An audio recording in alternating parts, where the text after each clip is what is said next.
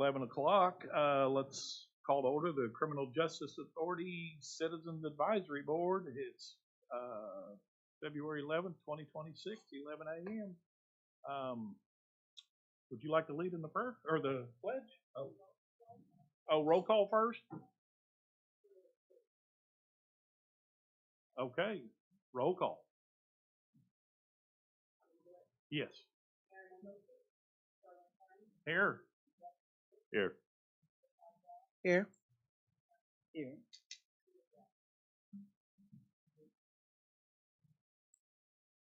Okay, the notice of the meeting was properly posted on February 10th, 2026. Can we do the pledge now? Okay. I pledge allegiance to the flag of the United States of America and to the republic for which it stands, one nation, under God, indivisible, with liberty and justice for all.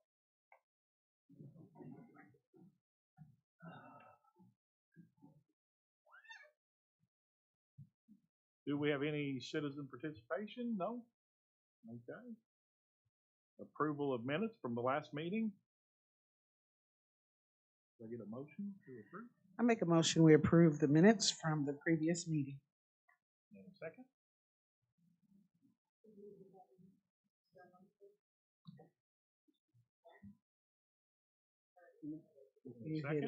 You have to withdraw your. Okay. You second? Yes.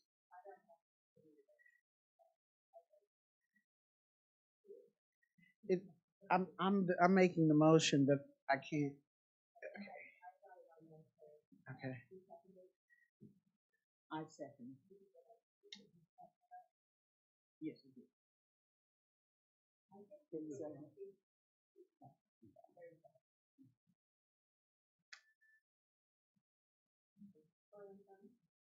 Yes. Abstain. Yes. Yes.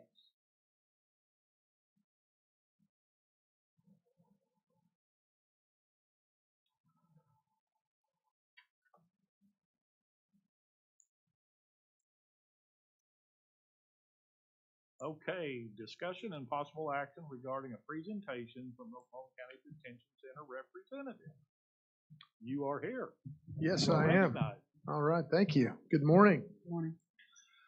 Okay, first we just want to talk a little bit about, we're going to talk about the Cadet Academy, facility searches, medical staffing, technology, and some resident statistics for you here. Let me just first off by starting, this was January 2026. This is our January average daily population, which was 1442. Now, on February 9th, we had 1,436 inmates this morning. Our head count from this morning was 1,429, so it's about 7 lower than we had the other day. And we have 93 JNS, which is the judgment and sentenced inmates that are sentenced to DOC. They're just awaiting transfer. And as you can see, during the month of January, we had about 57 average daily bookings. That means the local law enforcement brought in about 57 people a day. We released 1,817 people from custody during the month. Average length of stay for any one individual is about 6.7 days, so just under 7 days. So, Detention Officer Academy class. We had a class that had started the first of the year. I think we started with about 13 or 14. We had a mark that if that number got down to 5, we would suspend the academy, which it did a couple weeks ago. That's normal due to attrition. We have people that were involved who, during the first couple of weeks, they decided this job is not for me. So what we did was we reassigned the remaining 5 people that are in our academy. They're going to go forward with the next academy that we is slated to start in April 1st. Now, what happens is those people are going to be assigned to other areas in the facility. So we didn't lose them. They're just going to be assigned to other areas. They're going to be doing safety checks, working with the areas of the jail that don't deal directly with the inmates on a time because they have not received their certification in that. We have set a pretty lofty goal. Tim is hoping that we can get up to 50 people in the next academy. We're working very hard and diligently to try to make that happen. We have a lot of people in the pipeline right now. And then we also have a lot of individuals that are going to be, that are scheduled for interviews over the next couple of weeks. We hope we can get up to that level. We're going to try like crazy in order to get up there. So some maintenance issues here. We had a steam line that was repaired. It's in good working order. The pictures you see there are the sump pumps. The sump pumps are what pumps the water from the basement, which is where the kitchen and the laundry is. In order to get the water out of the basement, you have to pump it up to the city sewer lines because it's above that level. So constantly over the years, you have to pump water out of the basement up to the sewer lines to get it to evacuate the building. Those things had a cost of about $30,000 a piece to repair, but fortunately, our maintenance staff was able to tackle that, and they were able to get those fixed on our own, and they're up in good standing and working order, so we didn't have to expend that, which is very nice. Technology, we have a camera project upgrade underway on the medical floor. We went through and did a study and identified certain areas on the medical floor where felt we were lacking coverage with cameras and observation. So that is starting right now. I don't know how many they're going to put, but it's a 20 or 30, I think, cameras we're going to be placing all around in further areas of the medical unit so we can have better coverage of that. Equipment purchases, a couple months ago, we purchased new desktops to roll out. We're rolling out, assigning them to the staff as we speak. So that's some good news there. Again, current track. This is Jail Tracker, of course, as I explained before. This is our jail management system. This is the one we've been using for ever since the trust took over. We are currently reviewing the status. We are looking at other possible jail management systems just to look at to see if they can provide us with, maybe they have a better way to do how we do business there. So currently we're just looking at a few other ones to try to see what we can find on the open market. But again, we're still under a 2-year contract with Jail Tracker, and it's working just fine. But as we go about in the future, we're looking for maybe some new aspects like AI and things like that a lot of the new systems have in place that this does not. Criminal Investigation Division. During the month of January, we opened 48 cases. We conducted 99 interviews, submitted 7 charges to the DA's office, and they closed 35 cases. Of course, now we are investigating the inmate death that happened on the 21st of January, Jeremiah Coffey. That is an ongoing investigation. We do not determine the cause of death. In that case, the medical examiner's office will do that. So they're actively working that case, and hopefully we can have some information on that in the future. The Criminal Investigation Unit, though, is also assisting with transporting inmates. We have several vans that we've been utilizing now so they can help transport inmates up to Veneta for mental health evaluations and the like. They're also doing what, for this entire month of February, we're doing facility-wide contraband searches. And that's what I'll talk about on this case. So we're utilizing a special team made up of investigators, detention officers, and members of the Special Enforcement Reaction Team who are performing facility-wide contraband search operations, which means all this month we're picking different floors, they're moving inmates around, and we are diligently searching all the areas in the cells to try to locate contraband. That's some of the stuff you can see up there. A lot of it is just little pills, some papers that may or may not have been sprayed with substances, things that are that contraband can hide in, like those cards that they found. And so this is just going to be going on to try to make a really significant impact on inmates and clearing up contraband. And we're starting at the floors. Of course, the main hub where it comes through is right in receiving. So that is another aspect of this too as well. And so far they've done really good. There was a debrief this morning. I was not in it, but that will continue throughout the month. Medical division. Of course, you know that we run our own medical division. And since October, we have added 14 core employees to the medical staff. Now, a core employee is someone that signs on and actually works for the detention center. So we've added 14 on staff. We have a contract with a group called Total Medical. They provide contract people that fill in the gaps that we have needed right now. There are 10 of those. Now, of those, we have been informed at least 7 of them would like to transition to become an employee, a full-time employee at some point. So we are working to try to make that happen. As they do this, we will get up to a total of, I think it's about 70 plus to 80 medical we feel to be fully staffed at the facility is what we would need. And so that will go a long way to helping that. Narcan doses administered in January of 2025, there was 22. Last month, there was only 2. So we feel like that has been a very significant a reduction in that over the last 6, 7, 8 months. It had been going up about a year and a half ago, and it has since tailed off, and we hope to keep it at that level. That's the goal of these searches too, in order to keep it at that level. We don't want to be complacent and try to pat ourselves on the back and say good job without actually going out and making sure we can keep that number and doing everything possible to keep that down.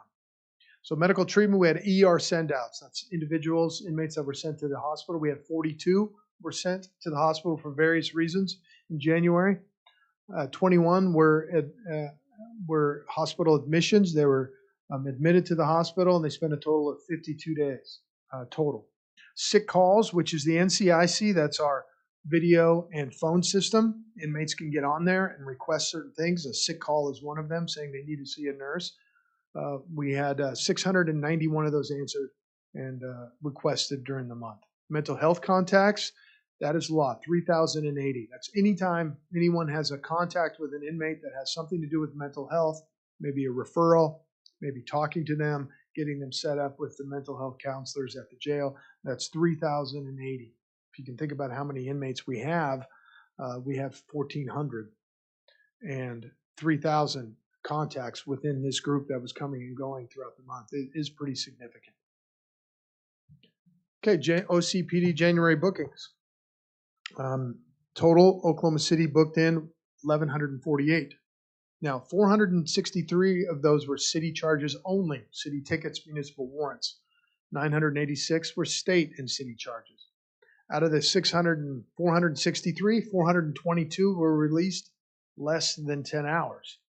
40 had a greater than 10-hour release time due to appearance before municipal court prior to release from custody. Sometimes they'll bring them in and they won't get automatically OR'd out. They will be required to see a judge, and sometimes that can require them to stay a couple days, especially if it's a Friday night they're brought in before seeing in front of a judge. I always like to point out, as you can see, 422 released, less than 10 hours, 2 were greater than that. That doesn't equal up to 463. The reason why is because at the end of the month, you will have people brought in on the last day of the month or the day before, and they will stay an extra day. So that would count on this month.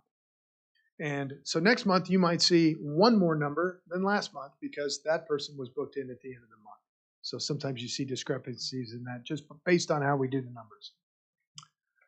Oklahoma City is, of course, our top arresting agency, as usual. You can see Oklahoma County Sheriff, Edmond Police Department, Del City, and Midwest Police Department. I also want to acknowledge on the Oklahoma City that yesterday the Oklahoma City Council voted to approve the contract with us and Oklahoma City. So that contract that we submitted to them has been accepted, so it is now in force.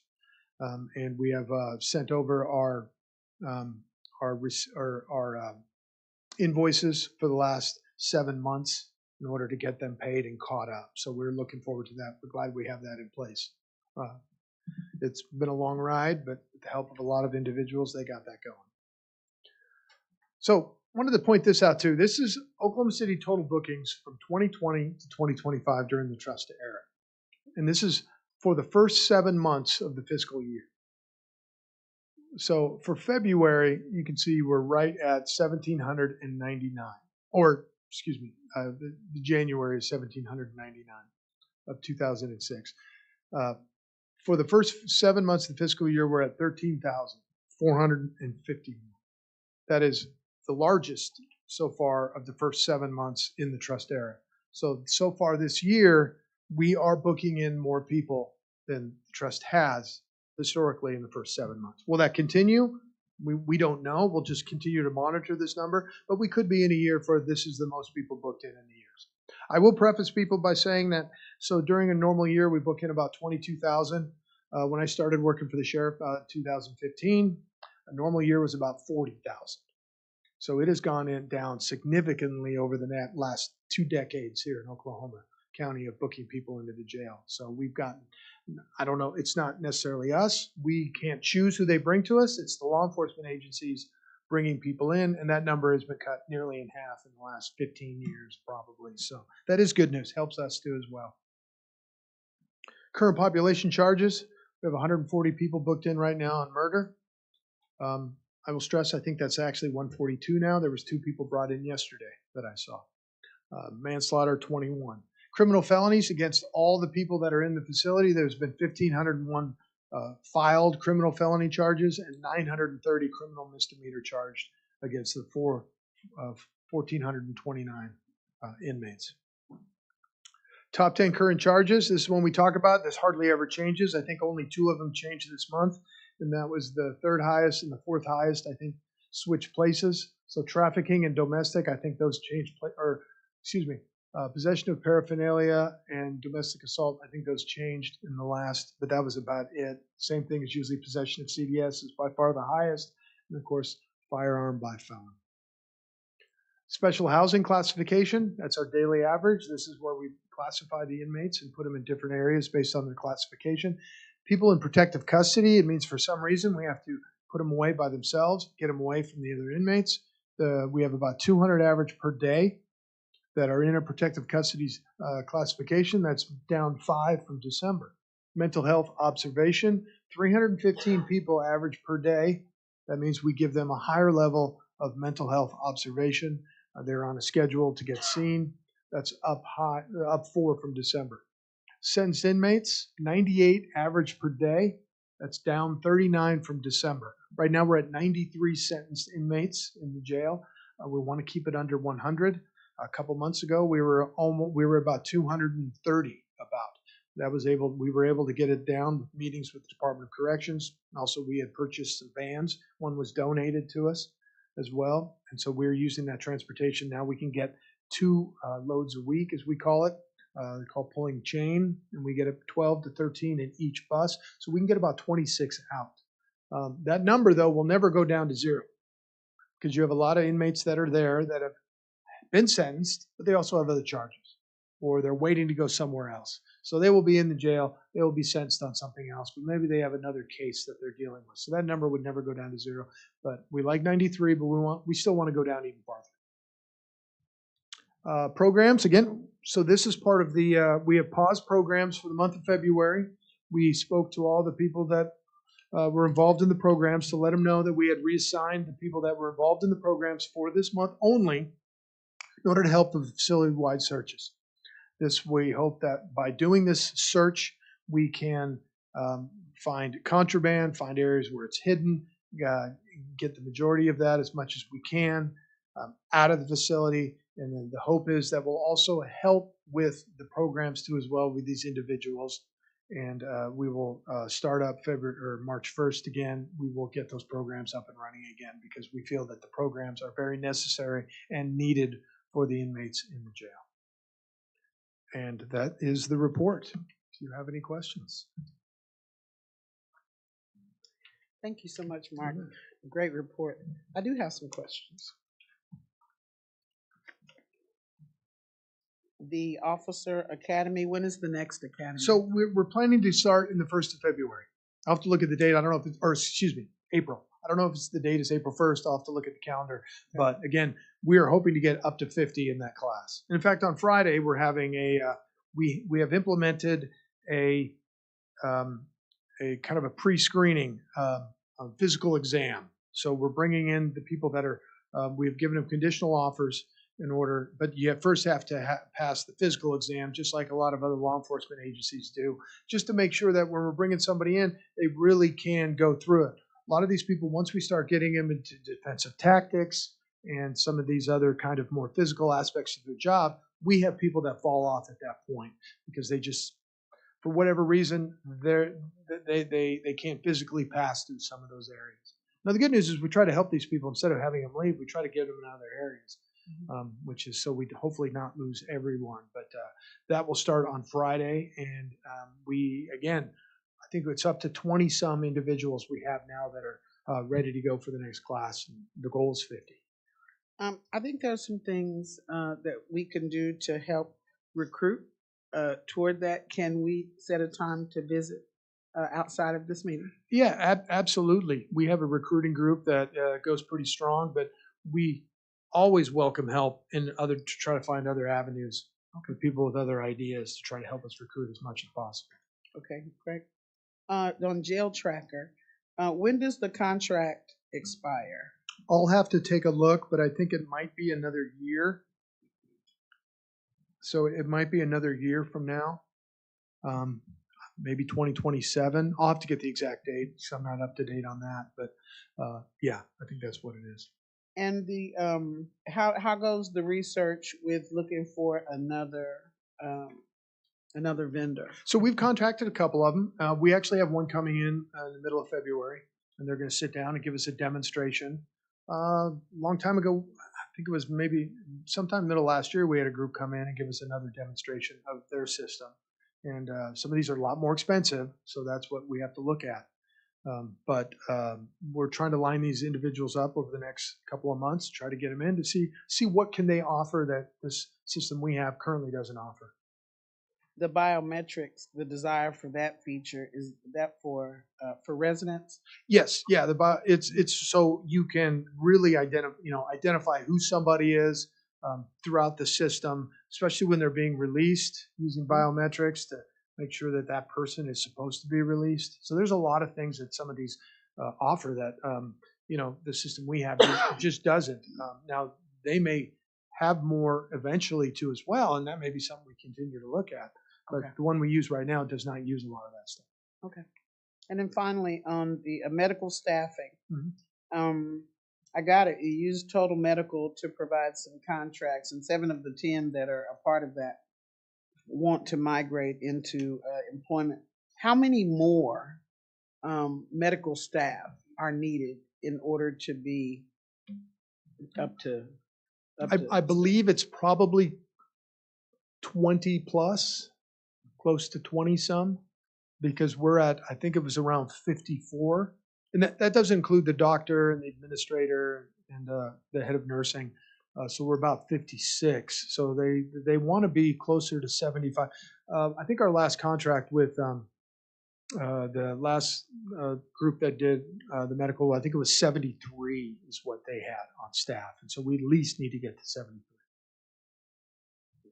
So 73. About at least 73. Okay. I think they want more. The last meeting I was in, they talked about wanting to have at least 80 on staff in order to provide the best healthcare we can. And I would like to, I'd like to get together on like that recruitment for the academy, but also for this here. Yeah. To know like what are those specific positions, because I think there's some things we can do to help at least increase the number of applicants, give you some people to pull from. Yeah, absolutely. The nursing staff right now, the healthcare administrator would probably be more than happy to welcome anything you guys can provide. Okay, thanks so much. Those are all the questions I have. I have a couple of questions. Yes. You were talking about the inmates that were waiting to be transferred to DOC. Mm-hmm. What is the average time that they stay waiting to be transferred to DOC? And thank you, and what is the holdup that may be causing a delay in them being transferred? So I would say that in the past, it's usually about 3 to 6 months. We've had people longer than that. Now, we don't pick and choose who goes there. That's up to DOC. So when we get someone gets sentenced, you get the thing that's called the JNS, the judgment and sentence. We get it, and the Department of Corrections get it at the same time. So what they do is they compile lists of who they want us to send. And they do that with all 77 jails too across the country. So we're not the only one bringing them. They have an intake center in Lexington. Is the only intake center they use, at least for the males. And so they're trying to organize everybody going down there. And it's just all about bed space, how much bed space they have. And then when we had talks with them, we were able to get more and more people out of there. And so the holdup's not necessarily, it's really nothing to do on our end. They will just call us and say, we want these individuals. We do it twice a week now, so it's about 26 a week. But at the same time, we're sending them out. Every day there's people getting sentenced across the way here.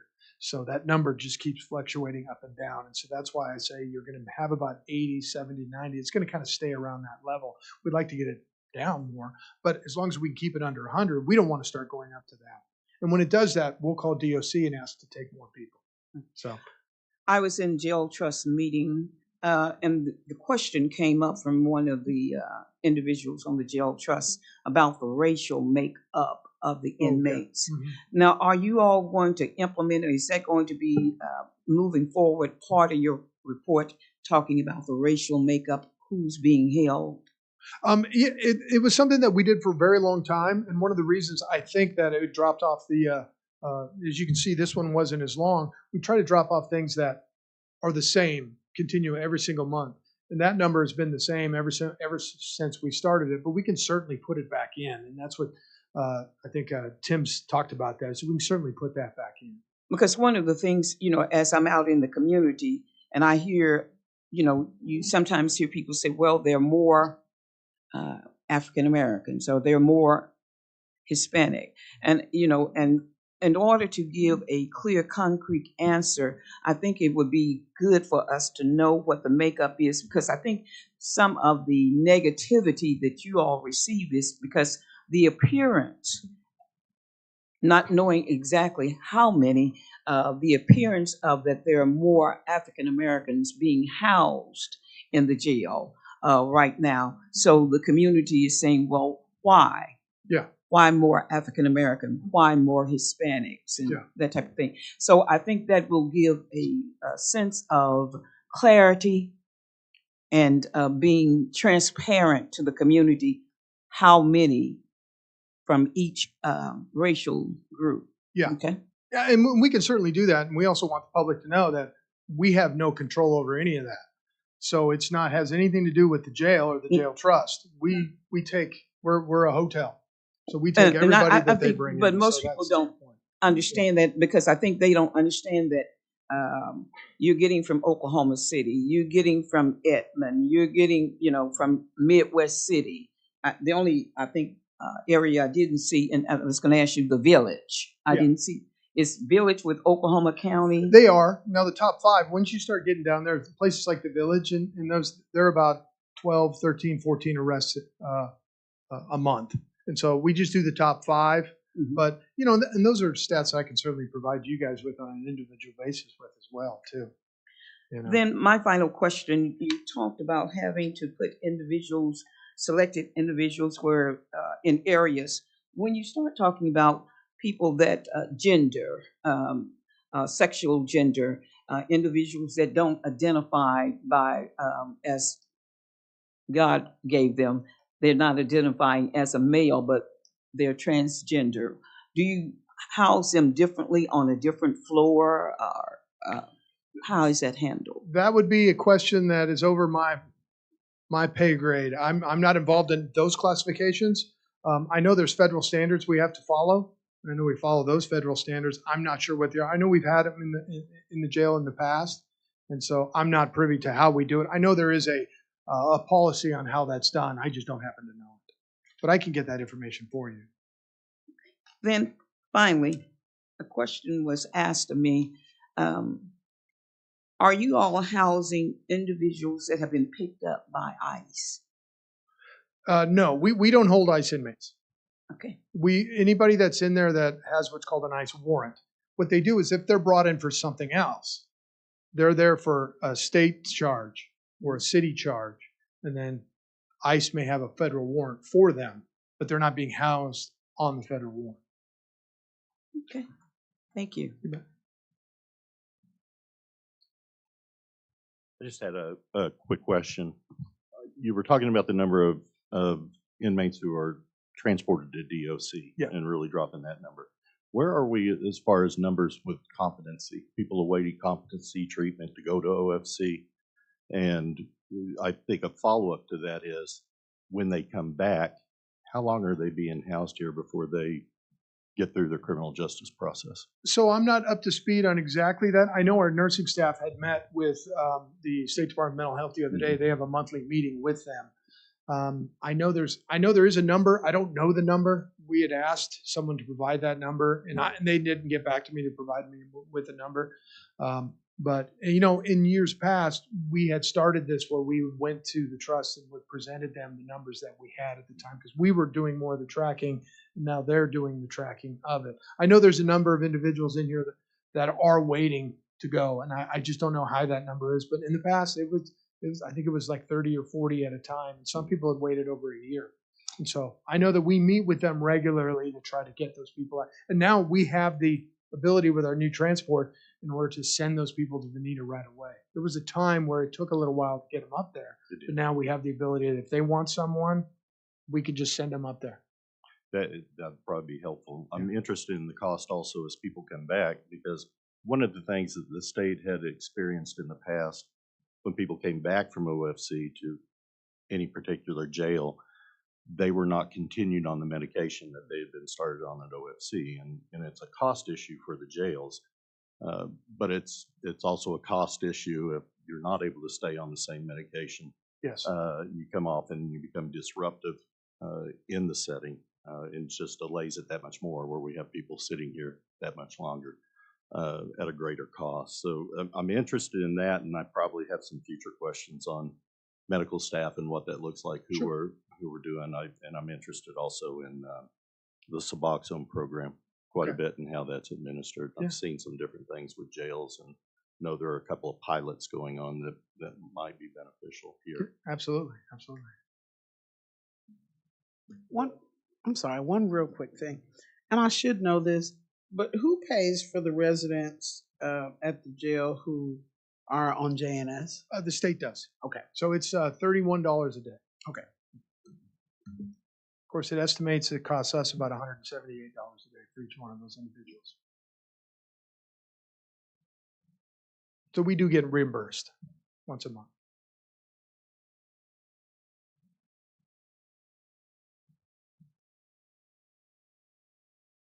That it? On the budget, you've made a request for a budget for the new year? I'm not in those meetings, but I'm sure. I think we're preparing one right now for this next year. I think we're busy preparing the budget. Yeah, it's underway. It's underway right now. The looking for needs assessment for each department right now. Which is July 1st. Yeah. So any just rough guess of what it's going to be? 50 million, 40? You don't know? Any idea? Okay.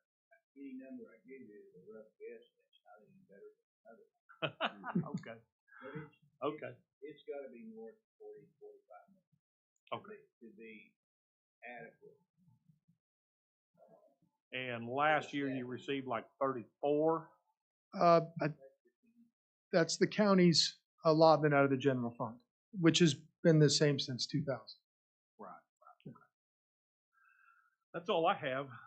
Do we need a motion to accept that report? Can I get a motion to receive the report? Make a motion that we receive the report from the county jail administrators. In a second? Okay. Yes. Yes. Yes. Yes. Thank you.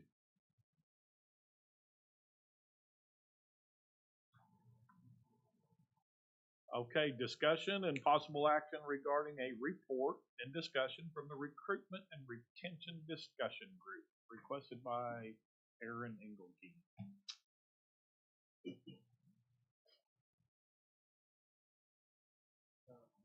Jimmy.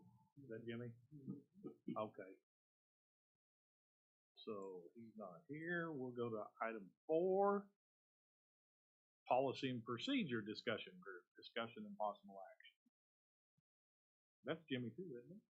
Yeah. Oh, okay. I was going to, but then I was off for a while now. Yeah, because I remember him asking policy and procedure if there was actually a list or a pamphlet, and there wasn't. So I think that's Jimmy. Okay.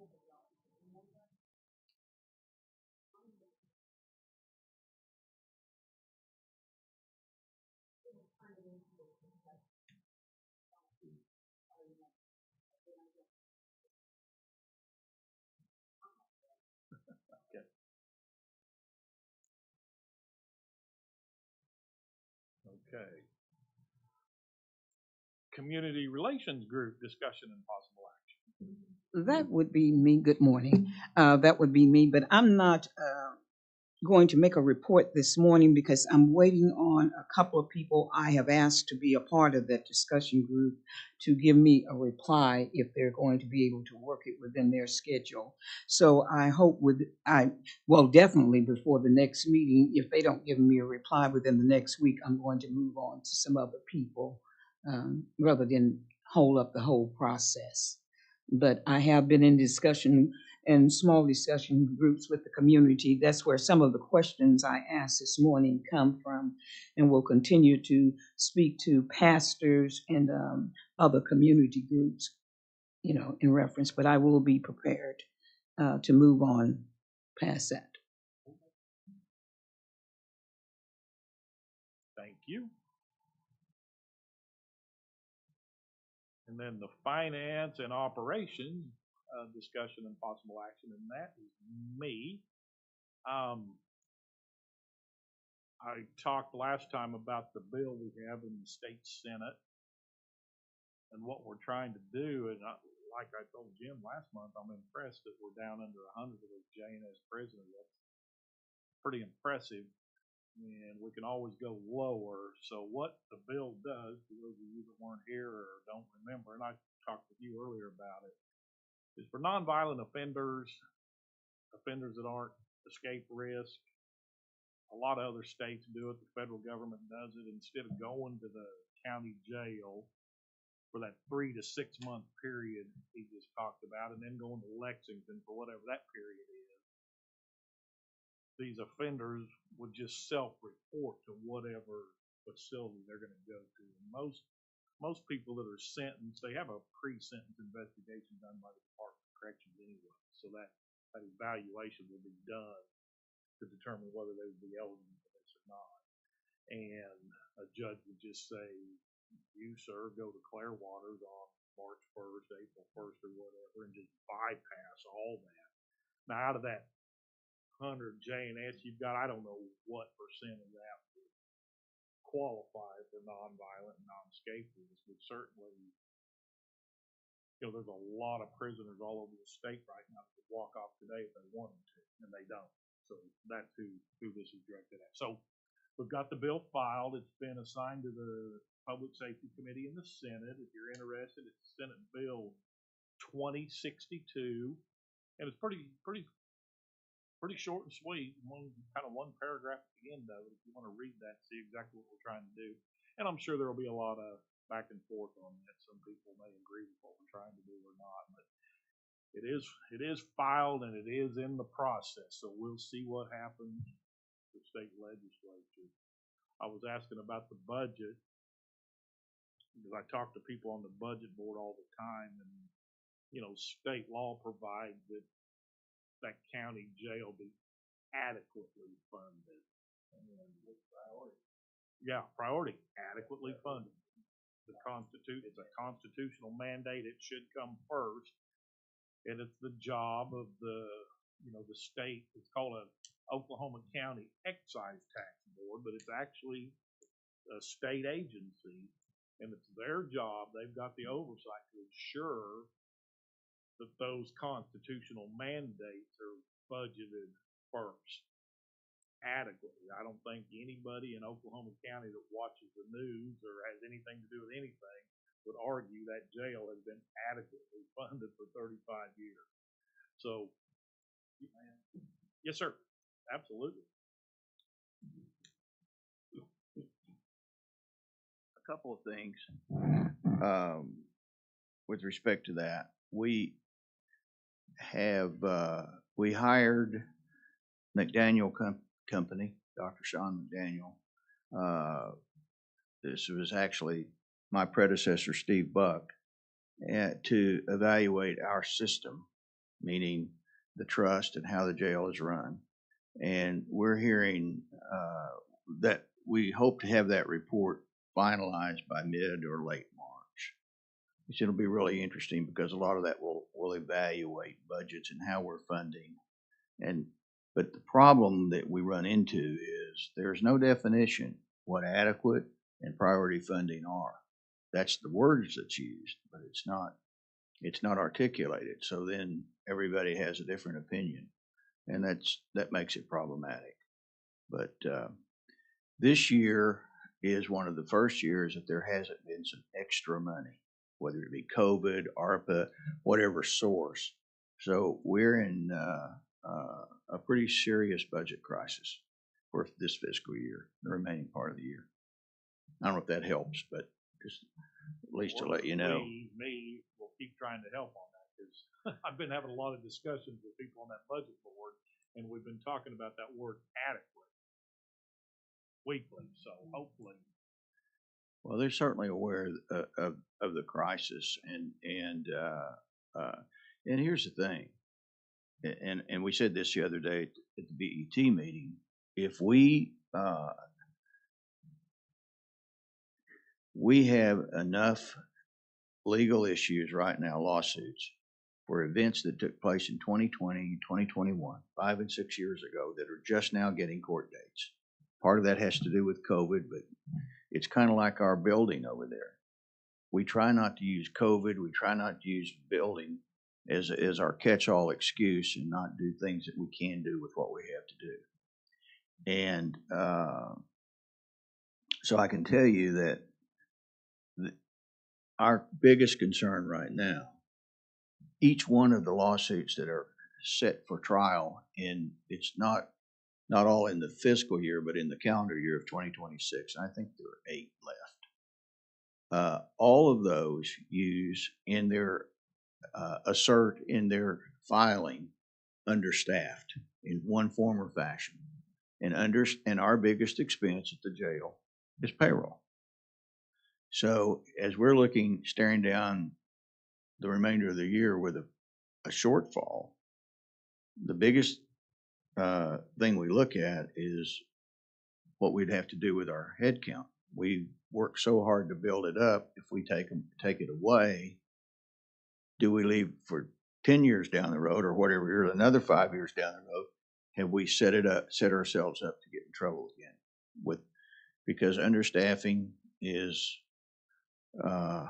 problematic, and if we're supposed to operate, and we are constitutionally, we're supposed to take care of the prisoners, and to do that takes people. And again, now I'm not trying to come back on what I just said, but 13 floors spreads them out, and we're using about 8 or 9 now. We're not using all 13, but it still makes it challenging. So it's a tough issue, and we can use all the help we can get. That's why I think this talk about some kind of a tax to feed the jail the additional income that it needs. I mean, look at Tulsa County, smaller jail, $10-12 million a year more than we've got, and some jails around the country our size are running on a $70 million budget, and we're somewhere around 40. With the money that the commissary makes, with the money that the jail brings in from those kind of sources, in addition to what the county gives us, and that's where we are for the remainder of this fiscal year. I don't know if that helps, but I just thought I'd. And you think you'll have a requested budget by when? I don't know. Let me not give you. I know that the beginning stages are. We have a CFO and a business manager that have been with us less than 6 months. We've made a lot of changes in personnel. We feel like, and I've said this in our own trust meetings, what's that in that book, Good to Great, the right person on the right seat on the bus. So we've been doing a lot of that, which doesn't save us any money, doesn't spend more money necessarily, but we certainly realign people, jobs, duties with the right people. And when I came on the trust, we had a CFO in the jail who had been on extended family medical leave and wasn't showing up, wasn't giving us any reports. And I mean, he's a good guy, but we had a job to do with a lot of money at stake. So we have a new finance team. Very pleased. We get our CFO came from OSPI, and our business manager came from the Highway Patrol. So they're experienced generally in this application, but this will be their first budget, and they are starting to work on it for it. I'm not trying to avoid your question. I just don't know the answer No, I specifically. appreciate that. No, I appreciate it. Okay. Thank you. Thanks. All right, that's the end of my report or my discussion. Discussion and, well, she's not here. Discussion and possible action regarding the detention center focus group day. I imagine Aaron would want to be here for that, right? Can I say something else? Yes, sir. I think there is the focus group is set for February 20th, and there was a couple of trust members that said they were unaware of when those took place, and the invite went out to all the trust members. We can't have more than 4, then we would have a quorum, so we can't do that. But everybody's been invited. It's 2:00, February 20th, I believe, is in Aaron's report in our meeting on Monday. So Okay. if that helps. I'm scheduled to attend that meeting, so, the focus group. Okay. Mm-hmm. I did have a request to speak. Oh, I'm sorry. I am the chairperson of the recruitment and retention discussion group. I don't know why I had it as a different name in my mind, personnel. Can I back up and speak to that? Number 3. And so with the pause of programming in February, we've had some challenges with getting with Tim around personnel. But as I was mentioning to Mr. Upgrant, we have some ideas, the members of this committee and I, about how to assist with recruitment to help. We understand that probably the single most significant issue for the jail besides money is staffing.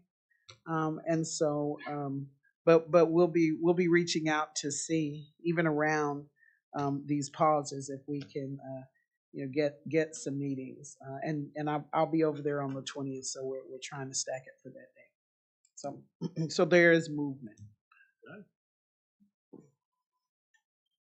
Item number 8, discussion and possible action for possible appointment of Jim Bryan as a CAB member requested by Aaron Inglesby.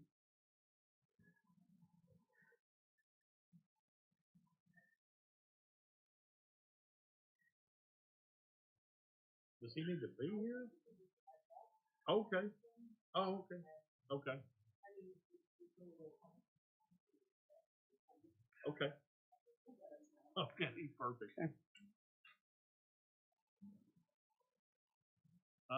Any comments, general remarks from board members?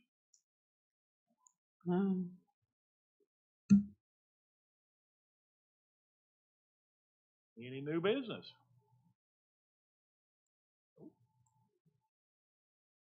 And we can adjourn if I could get a motion. And a second? Yes? Yes.